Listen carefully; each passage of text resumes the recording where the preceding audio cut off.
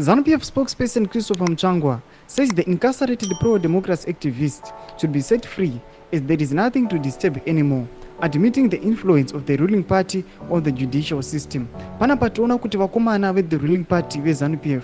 vauya vakazvifumura ende vanoramba vachitowedzera kutozvifumura aiwa kuti ivo they are presiding kuti ivo vari kuinfiltrata muthe judiciary service zvatakuona kuti vanhu vakuluza trust kuti munhu kunyange ukazoita any case yako kana ichinge iri kungoataka vakomana the ruling party auyiwini sana mina mashoko ataona aiwa Mutsvango apanapa anouya achifurayiwa noti vosubscribe like turn on the bell icon timina namoni kwamuchinzi. Several opposition supporters and activists are languishing in remand prison following a clampdown that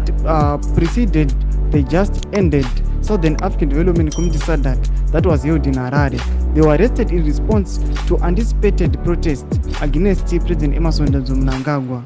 Ndona iri kuda panapa pachionekwa kuti aiwa according to Amnesty International inobudisa mashoko kuti around 160 aiwa vanhu vakanga vari abducted nekuarrestiwa noda kuti this regime noda kuti vaitya crackdown ingakonzereswa nevakomana veopposition nevakomana vema-human rights defenders. Now iyi munhu wese anoiziva pachitiko chakushamisa manje mashoko anotogwa nana Mutsvangwa tinoti Mutsvangwa hanei nechekuita nethe judiciary vanenge vataura mashoko kuti yes ngavachibuditsiwa the judiciary chiva release yevakomana ava nokuti hapasina hovyo kana kukonzeresa kwavangaita zvingaafecta aiwa corruption kana illegitimate une vakomana the ruling party yeZanu PF. Tudze mafungiro enyu munotudi pamusoro pekuinvolvwa kwatiri kuona kuti ZANU PF aiwa yopinda